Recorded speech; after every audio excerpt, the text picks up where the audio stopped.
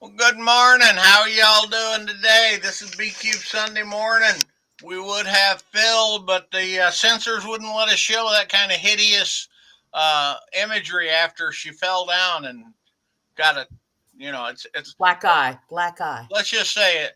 Oh, that's all that was. Well, Oh, there's other things, but that's the one you can see on camera. anyway, Phil is not going to be with us this morning, but she's watching with us, and so we're here to say hallelujah. The troops aren't in Portland yet, uh, or in Illinois. But are they up there where you're at, Michael? This is Philadelphia. We're still a sanctuary city. Oh, very good. Oh, well, I'm glad to see they're leaving you guys alone for a while. What about you, Claire? Do you have to thread the National Ice Guard? is.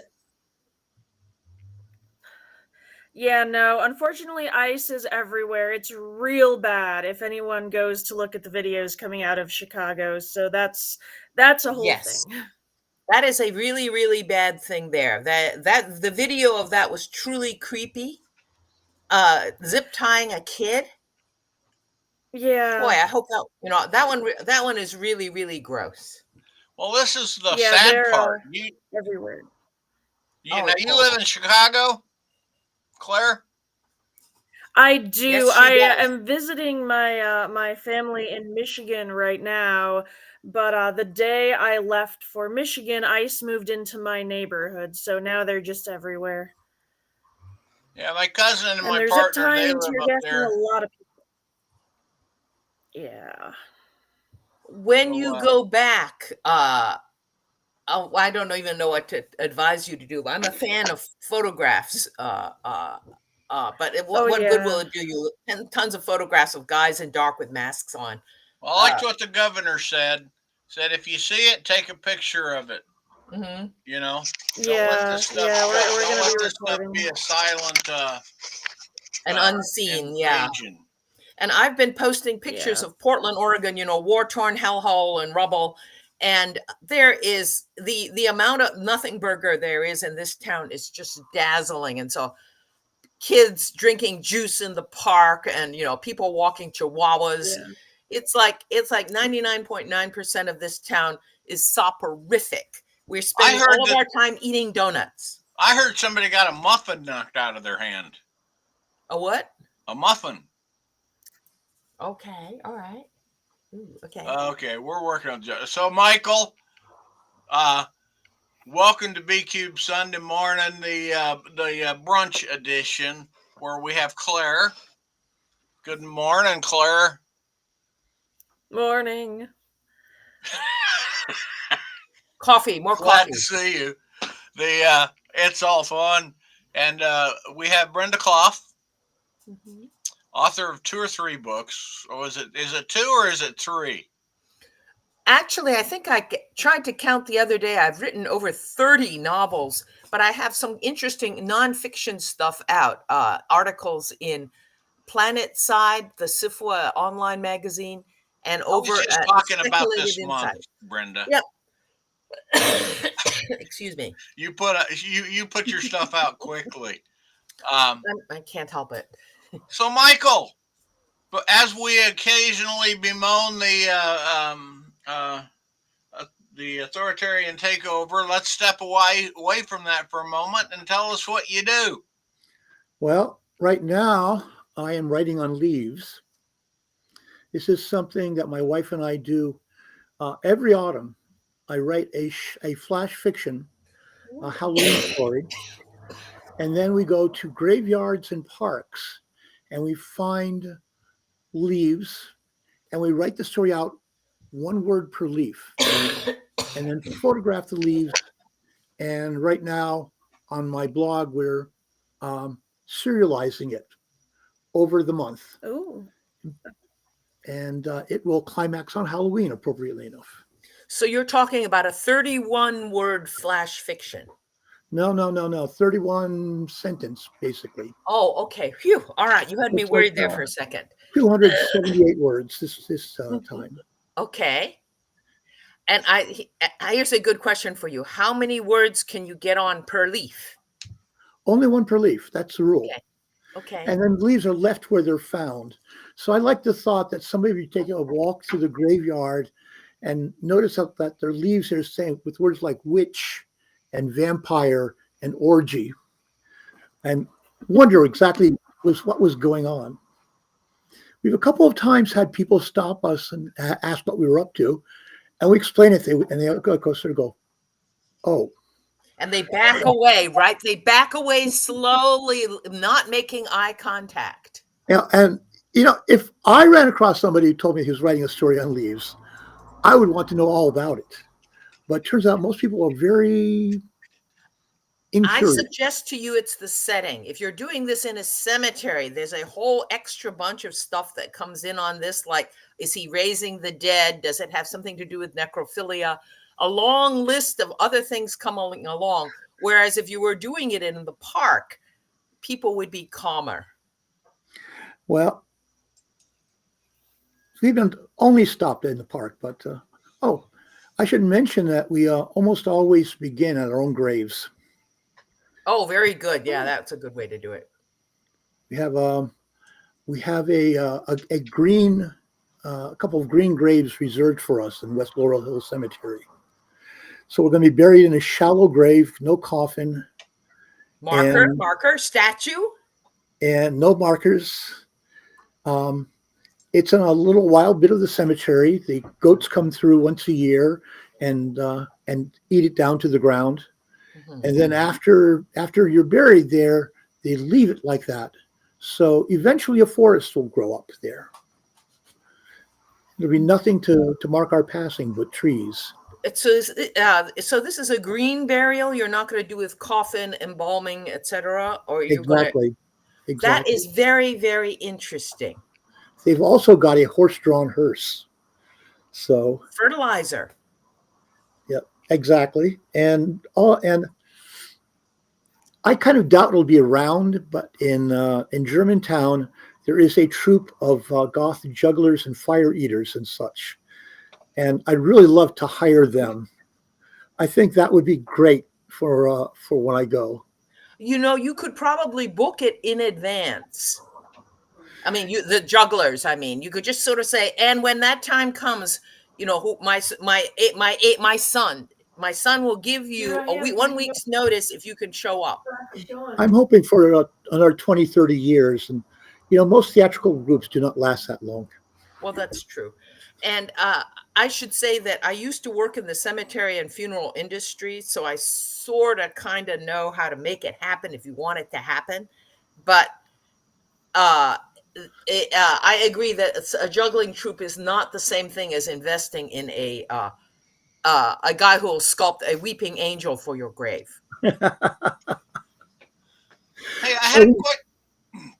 Go. Oh, no, go ahead. If you had something to say, you say it. I want to hear what you and Claire and the folks had to say. We got started doing this many years back, and Marianne, it was a beautiful autumn day, and Marianne said, days like this, I feel I have to be writing the words death and autumn on leaves. And so you did. And I thought that was a great idea. So what we did was got a couple of stamps. I don't know if you can see that. Oh, very good. So you don't have to use a Sharpie. Exactly. Well, for the rest of it, we do. Oh, yeah. I was going to say, to get a whole bunch of stamps for the whole story would be onerous. Is that your actual handwriting? Got a whole printing press. These are rubber stamps that we have made. Yeah, but then the rest of it, you just print carefully with a Sharpie on the leaf. We also sometimes go out there with a couple of stamps that say original and copy to establish which leaves are the original ones. Uh-huh. And we do have another stamp that says this is not a leaf. Oh, I like it for that René Magritte effect. So, you could our gift to the universe, a little bit of whimsy. Yes. You got an evil opportunity here, dude. Just pick a random word in Arabic script. Oh yeah. Oh, and stamp it Oh on the no. leaf, Oh no. and they'll be turning them into Homeland Security. And suddenly there will be watchers out there looking to see. Maybe they will This take is all the leaves off clearly a the drop point for secret messages. Uh-huh. Or they will take all the leaves off the trees in case the trees are, thinking, Somebody's gonna be sorting all the leaves that they pick up. oh my God, that would be fun. Okay, Claire, you can write that story, can't you? That would be very, very fun. The You other know, thing, okay, a thing crossed my dash the other day that someone had made an occult seal that helped you see through, but it actually just said tomato soup in Hebrew. And it took a really long time for anyone to figure that out. I hope you're taking photographs of all those leaves, Michael, as you tell the story with a leaf a day or whatever it was. And then what you could do with the photographs is print them and put them into a book, in black and white to save on money, on printing costs. And, then you would have another chapbook, only it would be, I don't know. well, we did not that. Marianne made this time. They made a chapbook, Uh-huh. and this is the text of an old flash fiction, Uh-huh. an old Halloween story called Under a Harvest Moon. And this is, by the way, this is paper from which country? Bangladesh. This is from Bangladesh, made from recycled rope, Oh my God. and then of course hand marbled. So she does a really lovely job of it. I will point out, no staples; these are hand sewn. Oh my God. How often does she do chapbooks like this? About 4 a year. She says about 4 a year, maybe I can more. hear you great, Marianne.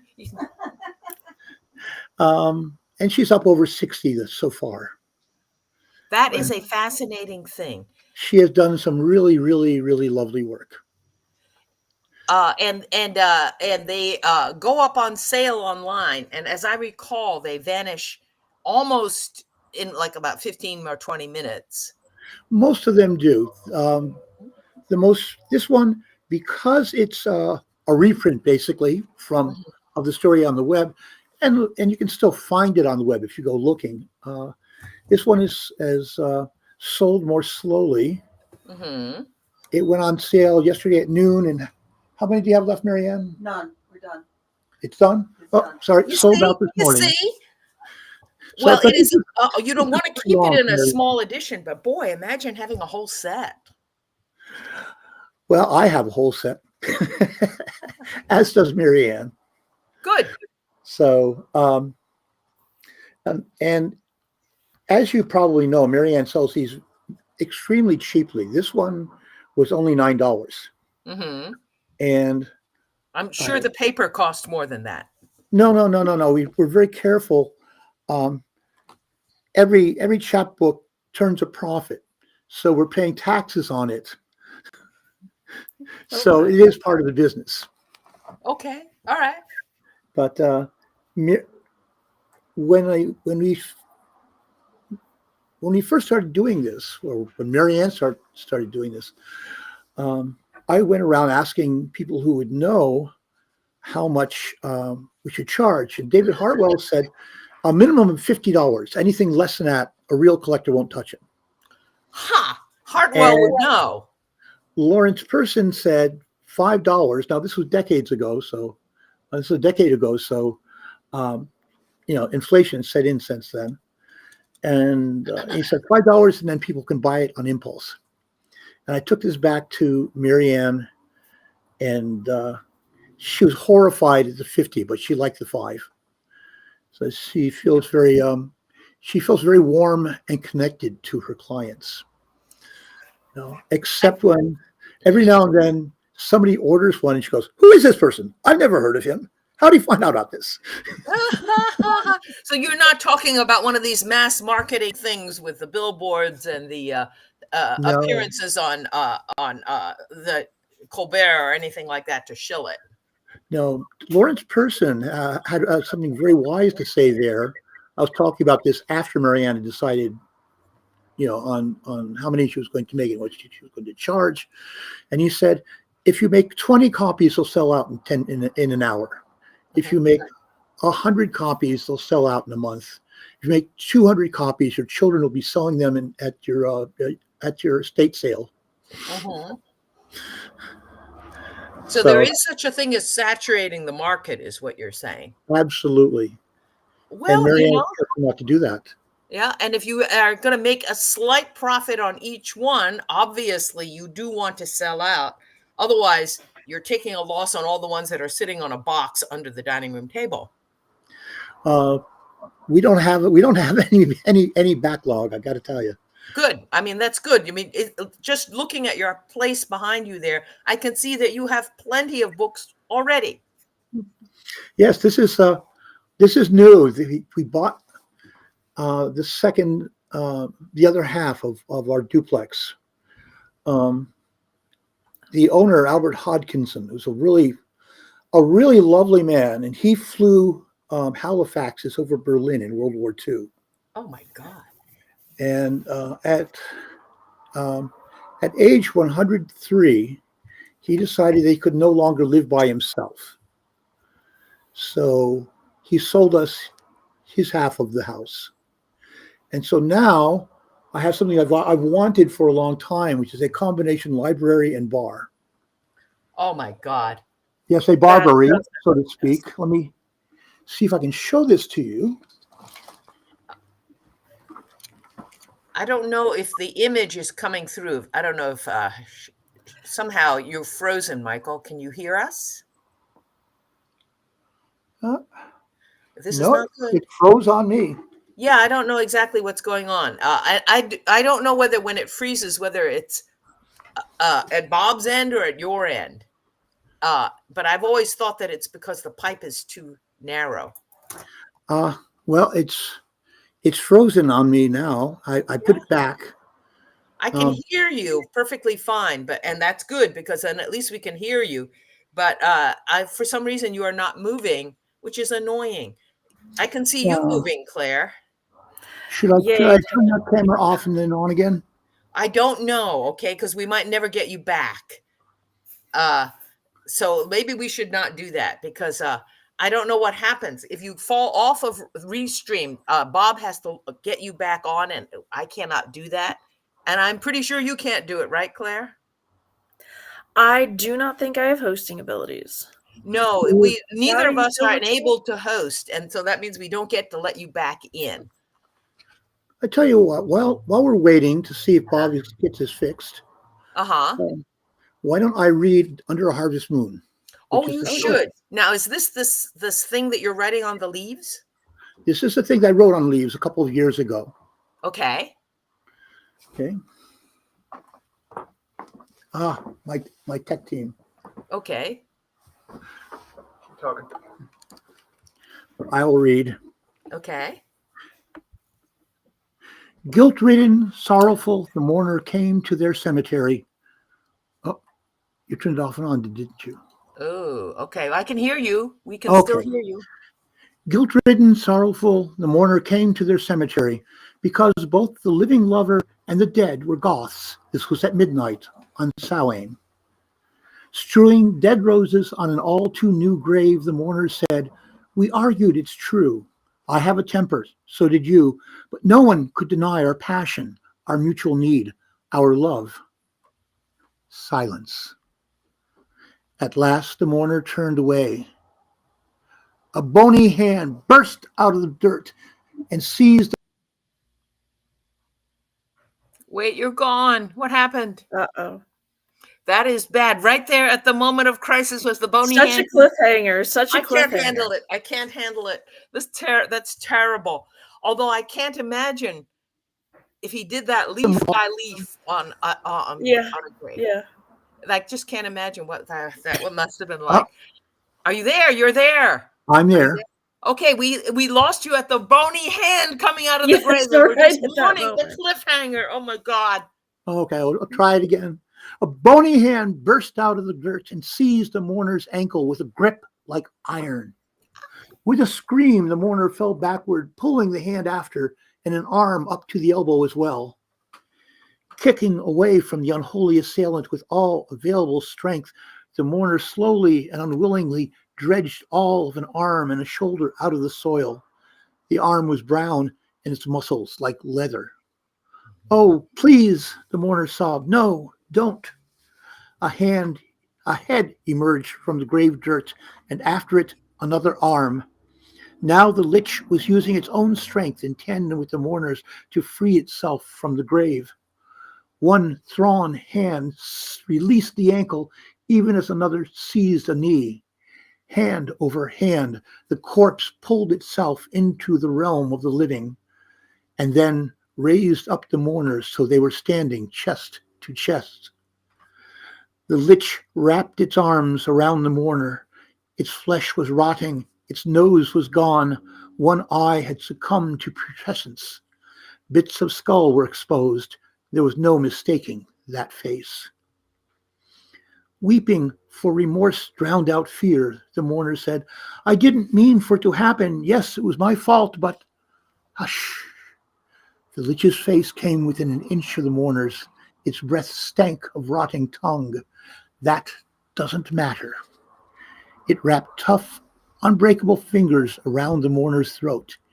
"Here's what matters. I cannot die without you. Can you live without me? Say yes, and I will release you.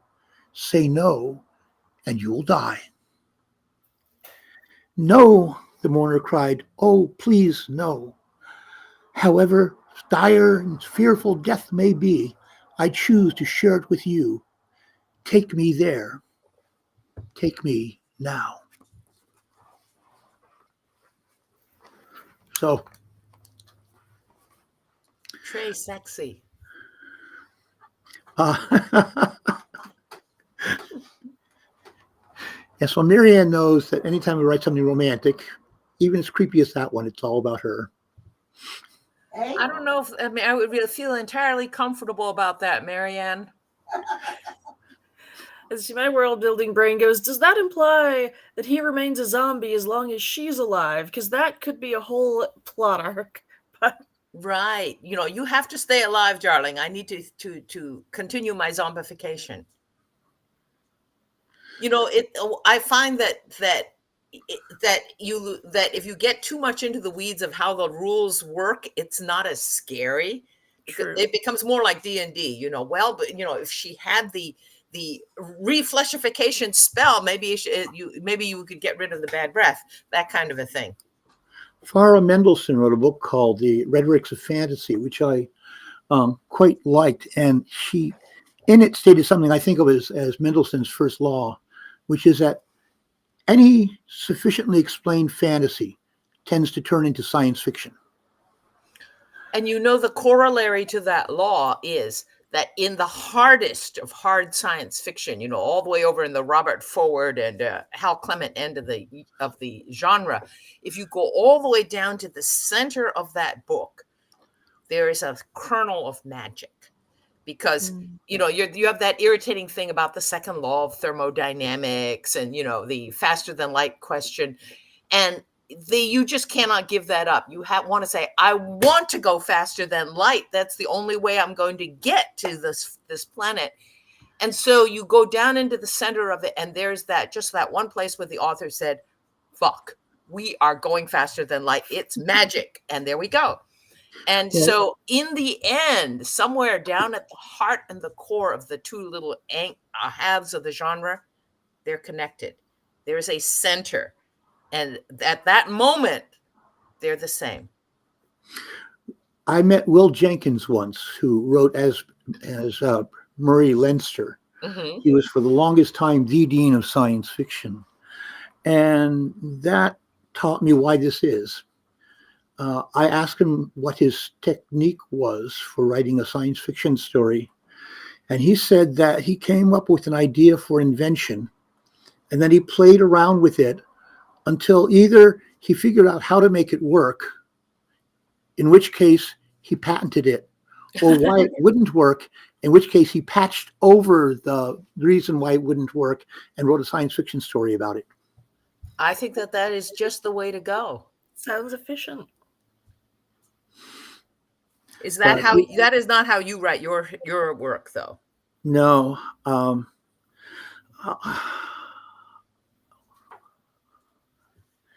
I don't think I'm scientific enough.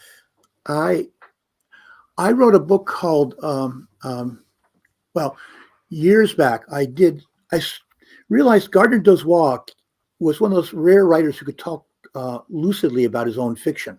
Mm-hmm. And I kept thinking somebody should be writing this down. And finally, I realized that somebody was me. Mm-hmm. So I took a little portable tape recorder. I go to when I went to visit him, and I asked him about one or two of his stories, and he'd talk about them, explain why he did what he did and how he did that. Mm-hmm. And I did this until I had covered every story he'd written, from the very first one to the latest one, and that was published as a book called Being Gardner Dozois. Mm-hmm. Now, more recently, Zenos Amaro, did a similar interview with me, and it's called Being Michael Swanwick. Oh, very cute. And also published as a book. Mm-hmm. And I was shocked to find out that I couldn't explain why I did most of the things that I do in my fiction. It felt right. Mm-hmm. I came up with a solution for the next thing that was happening. It turned out that I'm a very intuitive writer, where Gardner was a very intellectual writer, as it turns out. I think I am very intuitive too. I would never think about why it has to happen. The cat wants to walk that way. We let the cat walk that way. Neuroscience has interesting things to say about that. Go ahead. I once, talking about Gardner's, one time early in my career, and before I became full-time editor, so he had plenty of time, and you read all my stories as I was writing them, and give me some advice.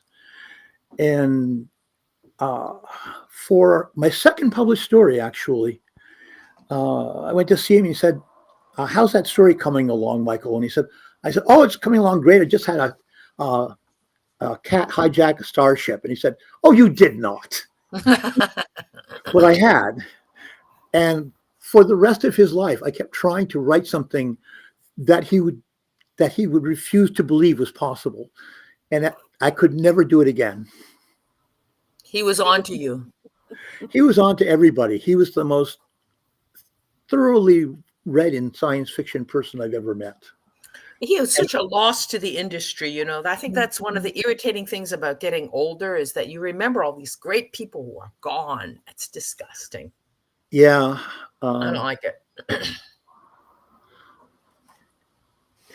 It's I look at the bookshelf behind me and I go, oh yeah, there's Terry Bisson, and there's Gardner, and there's all these really cool people who I knew and got drunk with and played pranks on. It's pretty terrible, but that's the price you have to pay. This is a very October kind of a reflection here. But yeah, I don't know. And younger people are coming on. Somewhere there's a couple of young science fiction writers sitting there and saying, what do you mean the cat stole the spaceship? And away they go. And so hopefully this will go on, but somehow we're not there doing that anymore. And it's really annoying. Yeah, I need more young friends. If they want to invite me to their weddings, I promise to show up with a nice present and a leaf. And stay sober. It is, and it's sort of less easy to do that. Science fiction conventions tend to trend gray, and there's always that money barrier. It costs money to get to Worldcon. There's there's a filter that forces everything to get older and grayer. What we need to do is do things that are very unnatural to us, like get onto Reddit, or what do super young people do, Claire? The only thing now it's the TikTok, and I am trying to get myself on there. is TikTok purely video now. It's not text based, right? I don't even know what Correct. TikTok is. Correct. Okay. No, I Well, can't do that. Gordon Van Gelder sort of reconciled me to the graying of science fiction. When it's speaking of fandom, and he said that when he was a book editor, they did a certain number of books of things like on topics like Gilligan's Island and so forth. And he said that he realized that fandoms revolve around work that they think is endangered, and they're there to make sure that doesn't go away. And when it's not endangered, you don't need the fandom. Interesting. So there was a Gilligan's Island fandom, but now you can find Gilligan's Island on the web, so there's not the need for it anymore to keep that alive.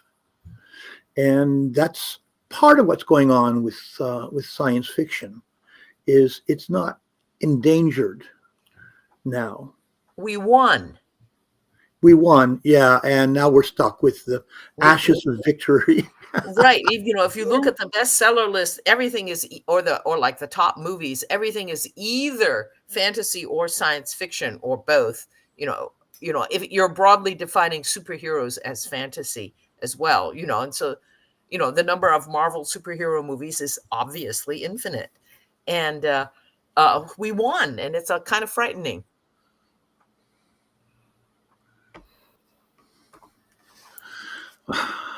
Yeah, this is a depressing thing.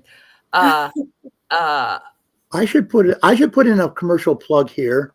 My cruel but kindly editors at Tachyon Publications want to be sure that I on events like this that I mentioned, that I have a collection coming out in February from Tachyon called the Universe Box, and it collects the best of my short fiction for the past 10 years.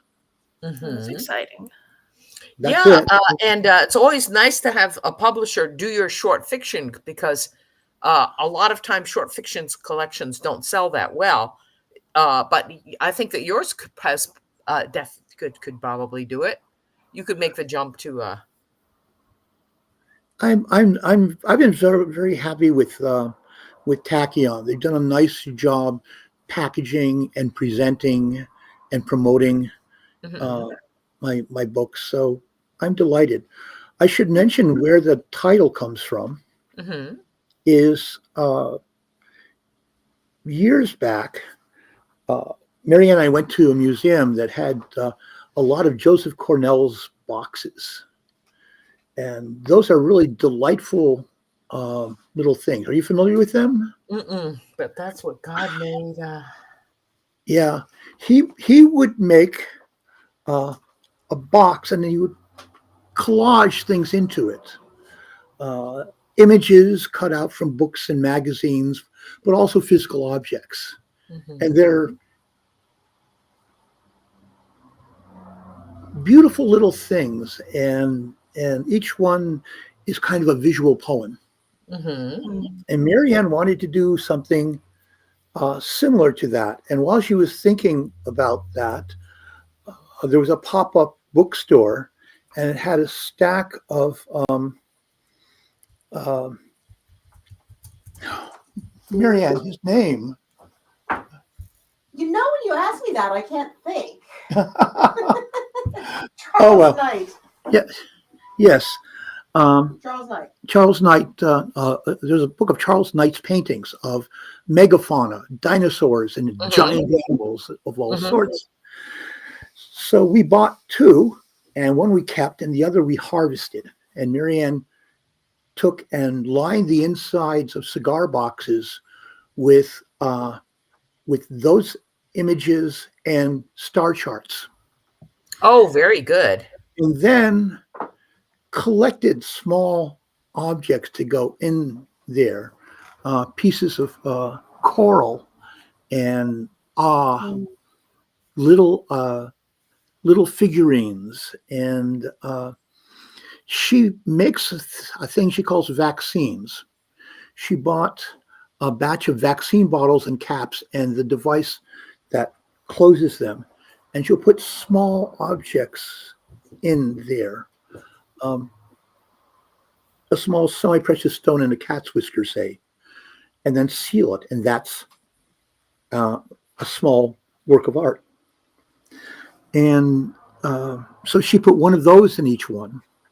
There's a large number of items. A friend of ours contributed a tektite, and I wrote a story called Universe Box, which begins with Trickster, who has just pulled off the biggest heist ever.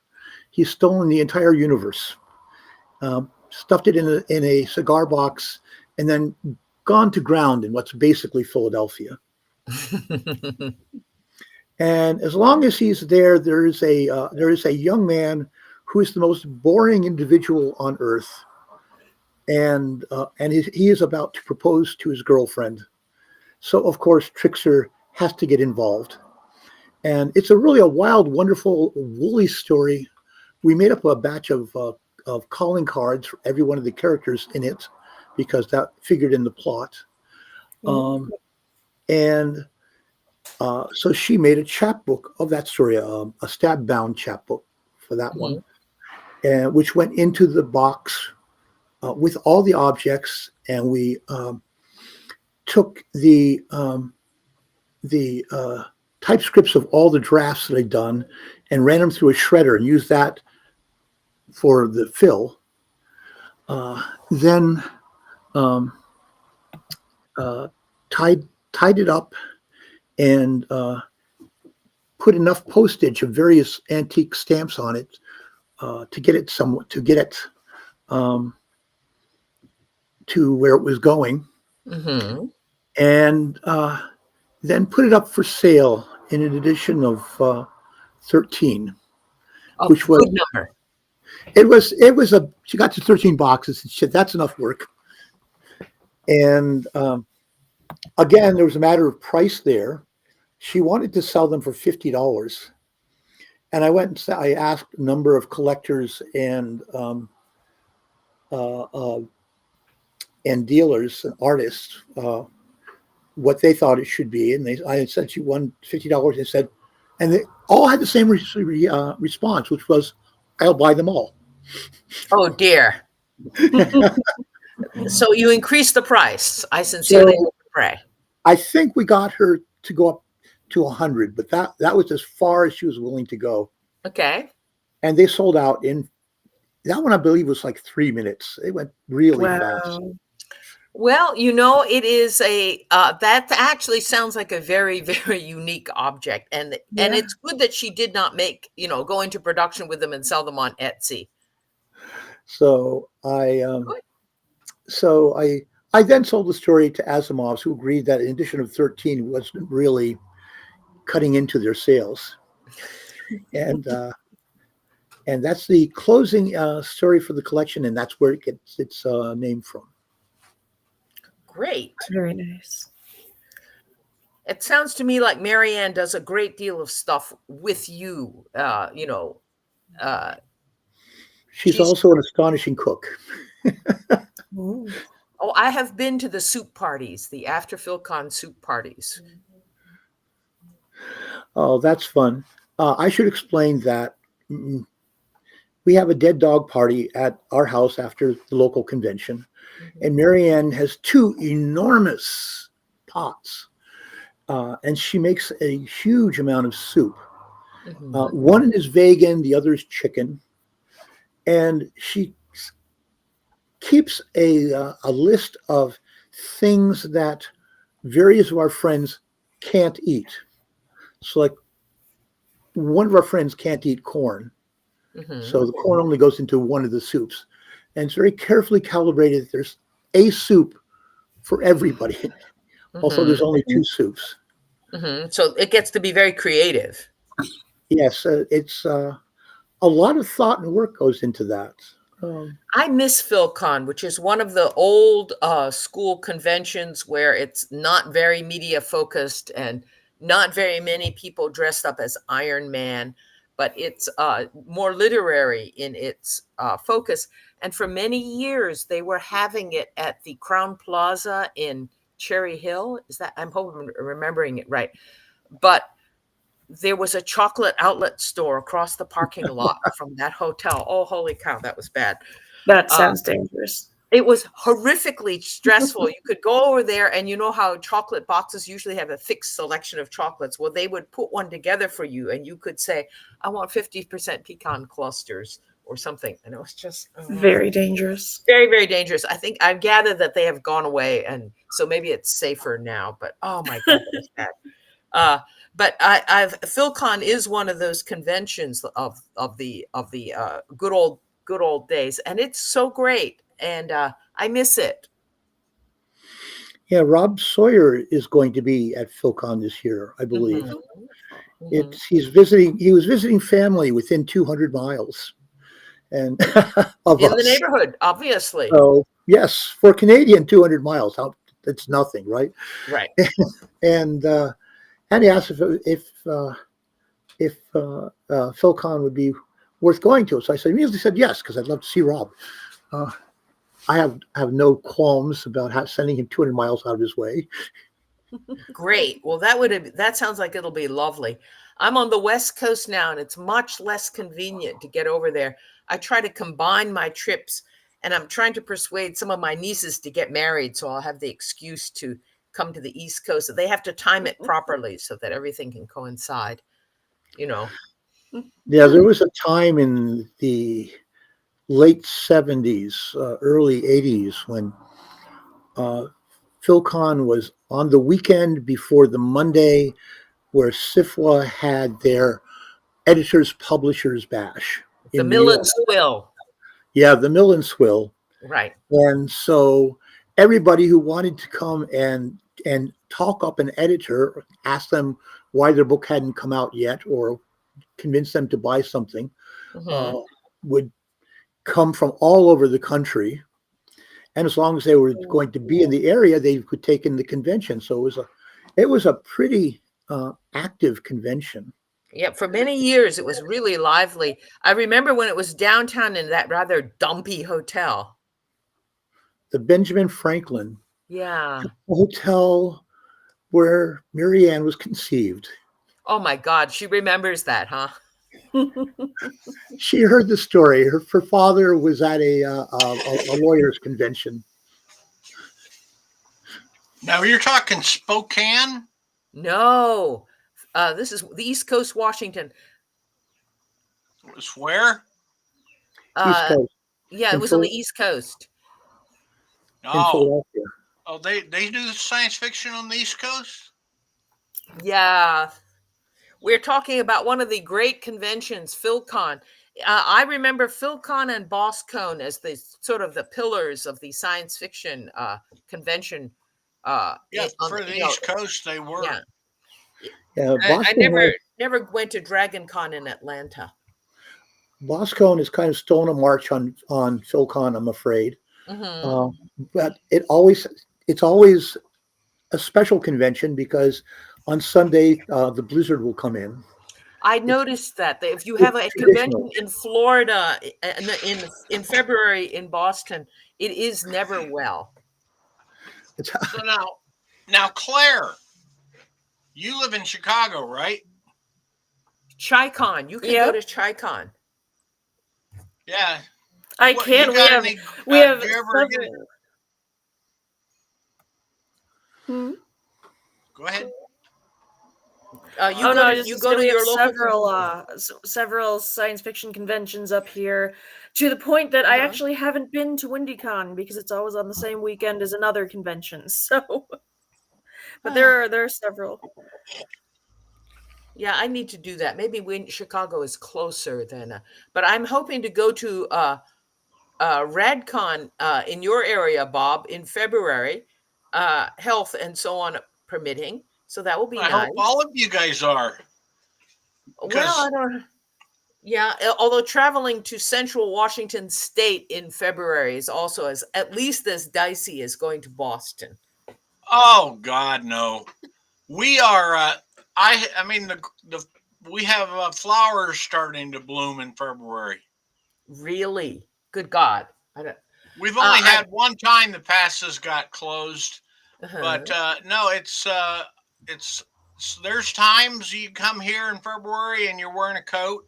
Other times you're out there with your T-shirt. Amazing. It's a Yeah, different it's climate. we're in the Columbia River Basin, Hmm. and we get a better weather pattern. I don't know. Now, do you got a big river where you're at, Michael? Sure you do. Well, yeah, we got the Delaware, and we Oh, have I said a feeding big into it river. is the feeding into it is the Schuylkill, which is a smaller river. But Uh, of course, Hmm. what Schuylkill means is hidden river. It's Dutch name, Hmm. and so the Schuylkill River is actually the Hidden River. Oh, yeah. Yeah. Like Yeah. Torpenhow Hill. Now I'm Yeah. living in a section of town which is called Roxborough, and uh, the street I'm on is Leverington Avenue, and Mhm. those are I think two of the dullest names you can imagine if you don't know their sources. This was when uh, when in the early years of the colonies, people came to the Roxborough area, and along the Wissahickon Creek, the log cabin hadn't been invented yet. So for the first year, they would dig caves into uh, the walls of where the dirt comes down into the uh, Thanks. yeah, and then build a wooden front across it. So Mhm. an early traveler came by and wrote back to England that the people in the area burrowed in the rocks like foxes, and that's how it picked up the name Roxborough. Oh wow. Yeah, it sounds very Hobbit-like, in a hole in the ground lived. Very much like, and at the corner of Leverington and Ridge Avenue, and Ridge Avenue was an old Indian trail, was a tavern uh, called Levering uh, Ton. Levering's Ton. The Levering family owned it, and the symbol for the tavern was a barrel or ton, and Mhm. that's where Levering Ton comes from. So I live in a pun on a pun, but you have to know some etymology to understand that. that is interesting. Now, you're living in Portland now, right? Uh, Me? Yes, I Brenda? am. Yes, I am. And And so for and all Claire, you're up in Michigan right now visiting. Yep. Mhm. So you guys are all surrounded by trees and leaves, and Mhm. are your Yeah, leaves it all is. turning? Yes, they are starting to turn, and pretty soon it will be autumn. But in the Pacific Northwest, I would say at more than half the trees and all the native trees are evergreens. They're, Douglas fir and spruce and junk like that.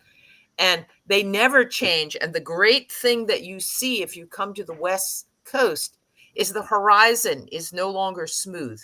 When you look at the horizon, it's jaggedy because of the Douglas fir trees. And it's like that all year round. And so as soon as you get off the airplane and look across the landscape, you can see that you are far from home because the horizon no longer looks the same. I do love that horizon. I visited Portland, big fan. Uh-huh. Well, if you ever do come, we will go and eat exciting things. I am combating the idea that Portland is a rubble-strewn hellhole by posting photographs of the town, all of them universally. I hate to tell you, so boring and flat and full of interesting things to eat, and children playing with dogs in the park, and and I may be forced to write a novel titled The Stumptown Defense League. Portland has several names, and one of them is Stumptown, dated from when it was a lumber, the industry was lumber, but it was it's going to be about combat robots. I have always wanted to write about combat robots, and by God, I will. Well, that's good. With maybe you could get them to help, defend the apartment buildings, because down there, when you get in Portland, there's a lot of apartment buildings down there, and we don't want ICE to be able to get into them that easy. If they come, we will taunt them. We really will. This is did you see the way that Portland plans to defend itself? We're gearing it up now. There's going to be an emergency naked bike ride. Yes. There is a yearly naked bike ride wherein people bicycle nude through the city. And because of this crisis, they are gearing it up, even though the weather is getting colder. And frankly, everything on view will be blue. But you are going to confuse the hell out of Pete Hegsbeth. Yes, I know. I don't know. It's just I have no idea what ICE will do about this. But gangs of naked people on bicycles, that's the sort of thing that we do. That's good. Now, Michael. Michael, what'd you say again there, Claire? I just said that could be very effective. Oh God, yeah. I mean, imagine. I please don't try and imagine too hard, but I love riding my bike. Okay, you can come if you want to, Bob, but I warn you, they do it at night, and that's why I'm not going to participate, because my vision doesn't do driving well at night. And it's okay. I got a 3-wheel electric these days. Oh, then maybe you should come. Have we lost you, Michael? Are you there? No, I'm still here. Oh, you're still here. Great. It was great. I don't know whether Bob is not winding it up, but it's been really great to have you. I was worried about our computer issues, my God. And I see that your visual, Bob, his picture is completely gone. I don't know what has happened to it. I think it may be at his end. Mike's been gone for the last half hour. Yeah, I know. And we can't figure out why. Well, I figure there's a point when you're doing one of these. You say, hey, Michael, you're not there, but we can still hear you. Yep. And it's what's in your mind less than the image that we're worried about. And so we're getting your input, and that's good. We did a whole show one time with David Gerald, not having a word not having an image, and he was on there with Jim Wright, so he didn't get a word in edgewise anyway. So. Oh yeah, well there you go. I am belatedly looking at questions in the chat to see if anyone has anything to ask Michael, and of course I am not having any good luck seeing anything. But we have a vast, huge chat here, which I have. Well, you guys earlier were talking about the what do you call the Stumptown Grenadiers? Are you familiar with them? No, I have never heard of them, but I'm going to write something called the Stumptown Defense League, and it is going to be about combat robots, and it's also going to be about death. This is such a great October thing to write about, so this will be very, very good. I see that there's considerable interest down here in this feed, Michael, about things written on leaves in cemeteries. So, I think you've got a thing going here. I think if you're taking photographs of these things, something should be done. I just have no idea what.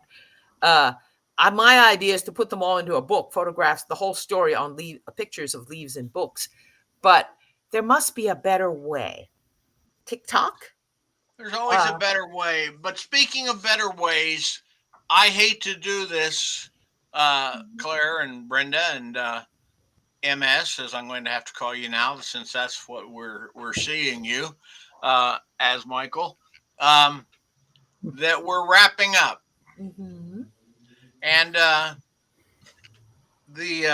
and this is usually where I give a status of books and an upcoming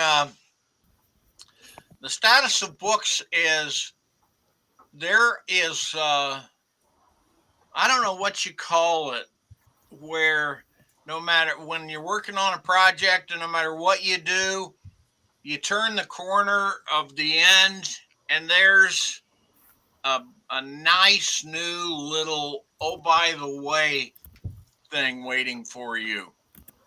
I've got 3 books posted, setting in the oh, by the way mode. Mm-hmm.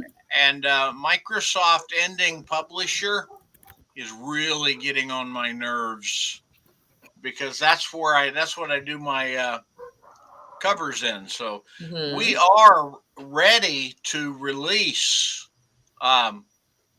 Scott's Planet, which is our abandoned colonists book, and we are getting very ready to do the release of the re-release of Alternative Truths. Mm-hmm. Alternative Truths was our first book, significant bestseller, um, but we were brand new then, and we didn't have people aware of them.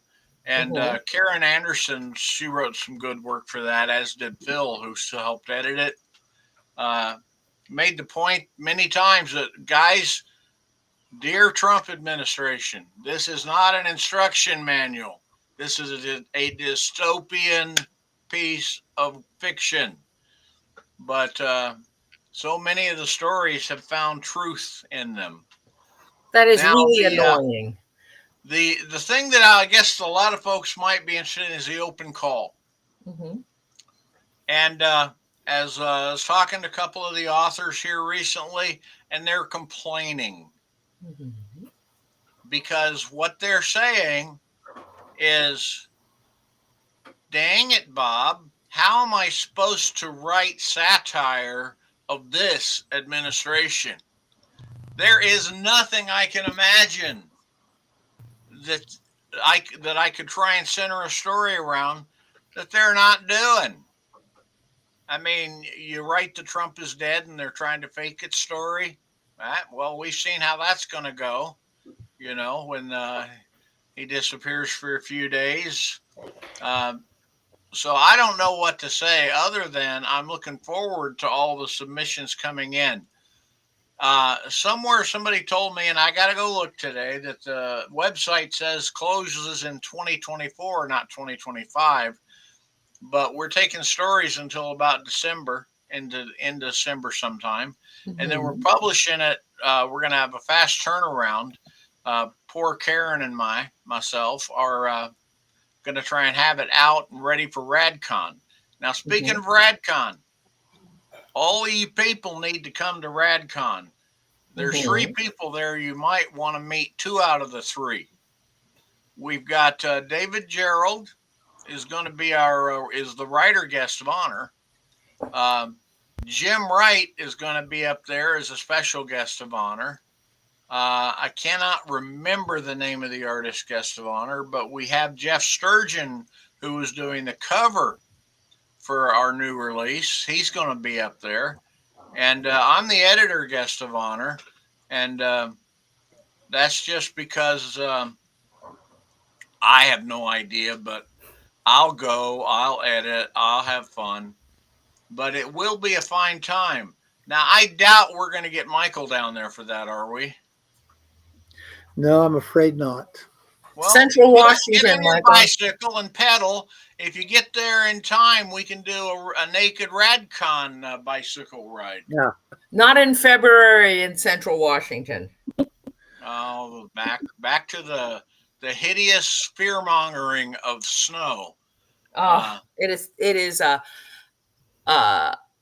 It's always a challenge traveling, and just getting out of Philadelphia in February.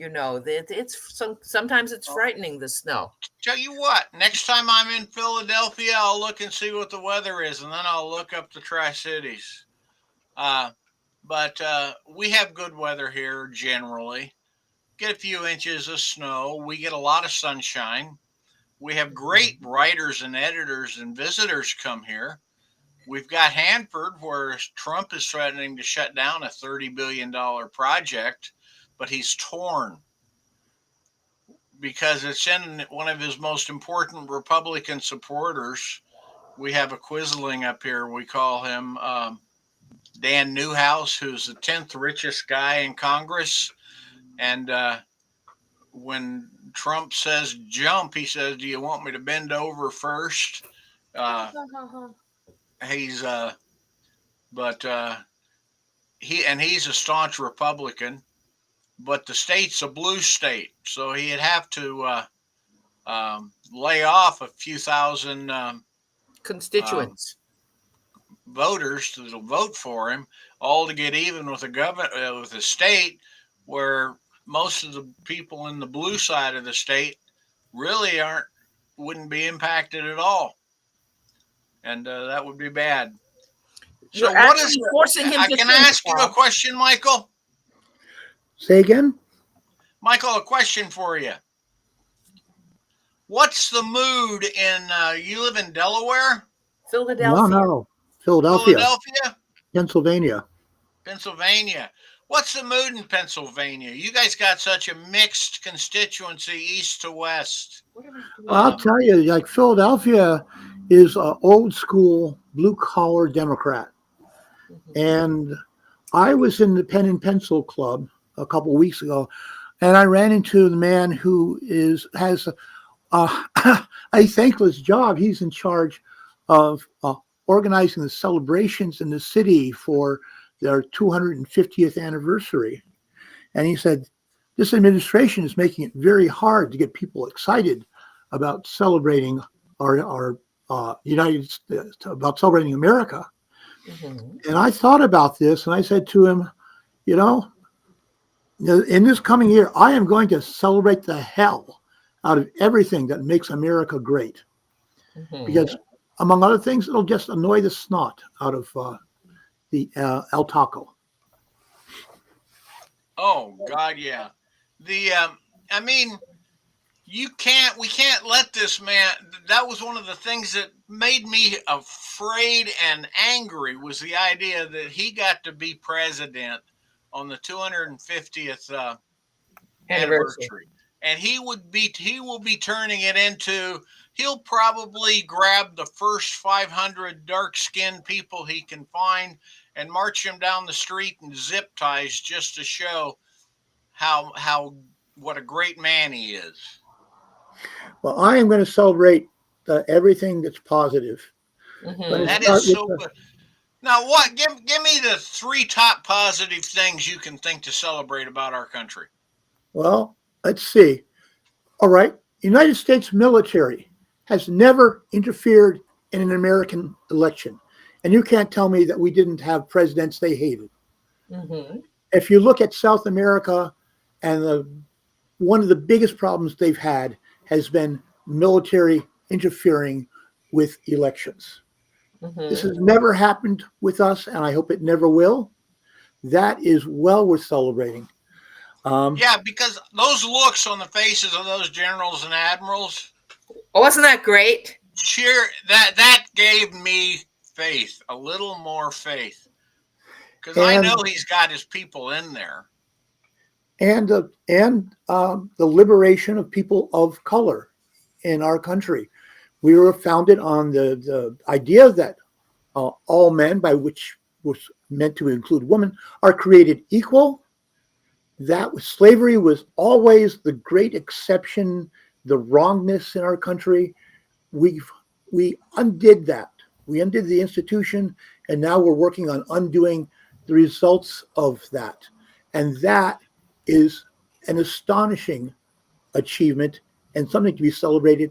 And of course, women's suffrage.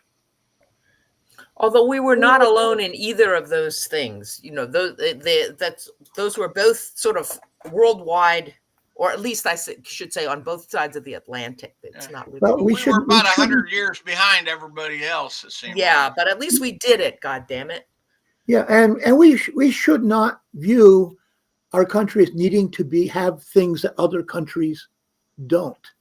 It's an accident of history. When I was a kid, was 10 years after World War II, And the United States was the biggest, richest country on earth in large part because most of the others had just been bombed to large sections of their industry, bombed to rubble. So ever since then, the rest of the world has been rebuilding and catching up. So catching up, and Germany is no longer extremely poor, and in comparison to us, and neither is Italy or France or Japan. Yeah.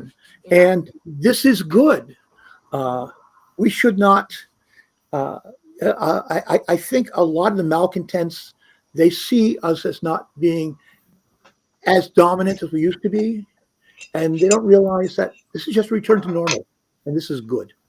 Mm-hmm. Yeah. That is a very good observation there, Michael, because I mean, what was the whole point of the Marshall Plan and the helping rebuild the world if it wasn't for the purpose of returning us all to a community where we could be coexisting without worrying about your neighbor?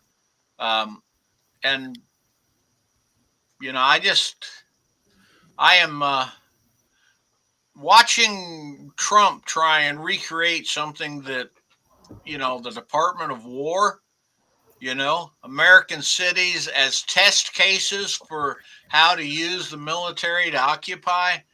My God, people.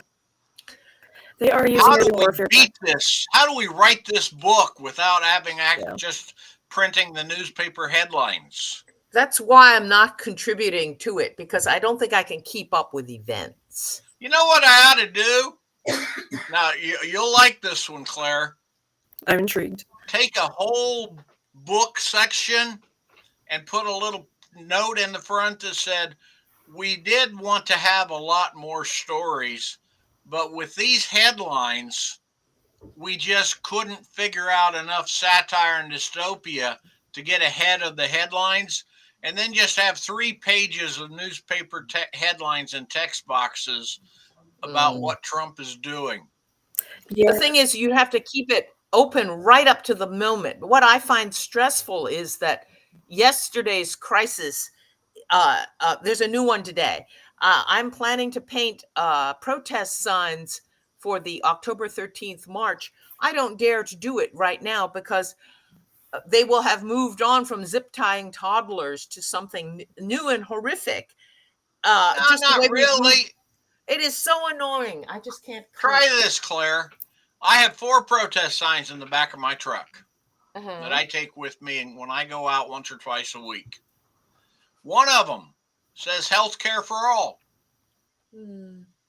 That sign never gets old. And on the back side of it, I've got be kind written.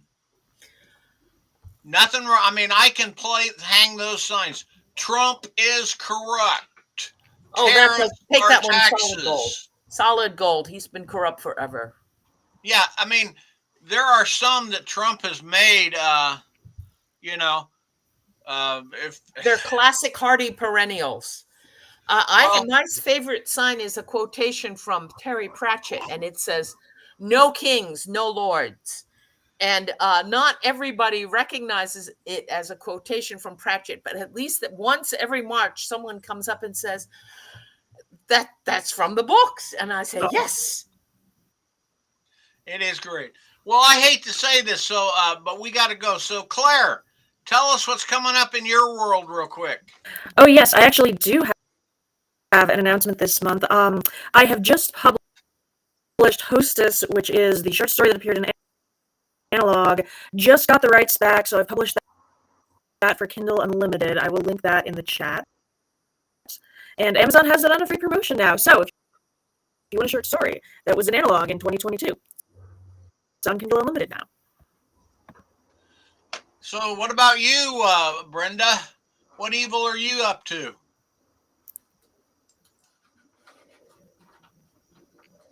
Brenda? Okay, moving on. Michael?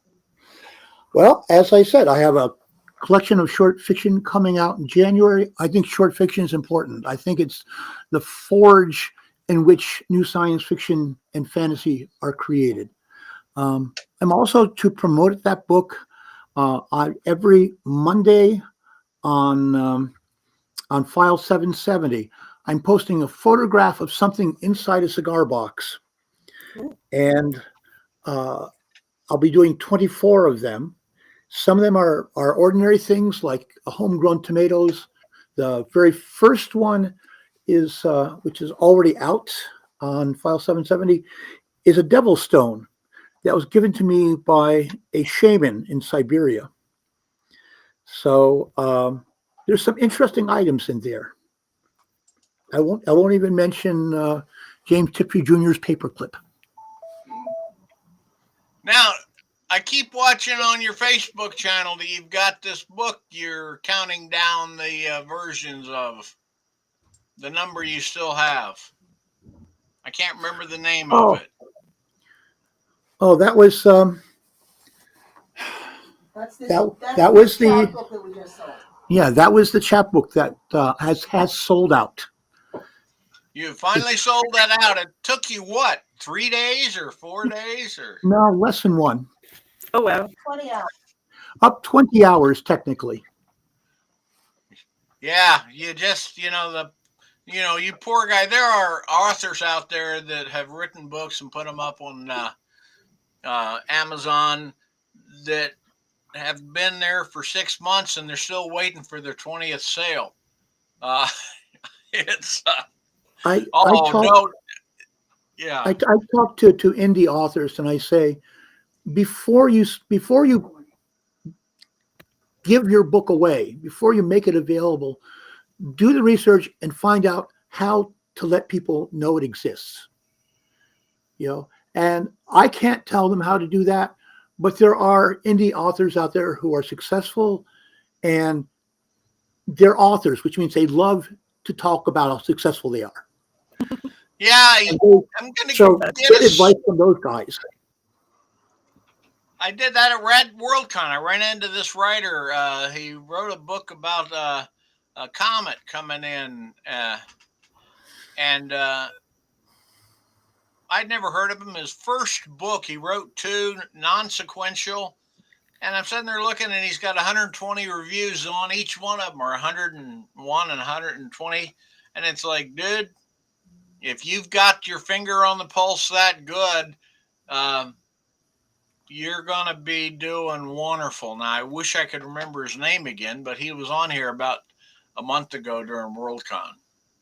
So we seem to have lost for good Brenda.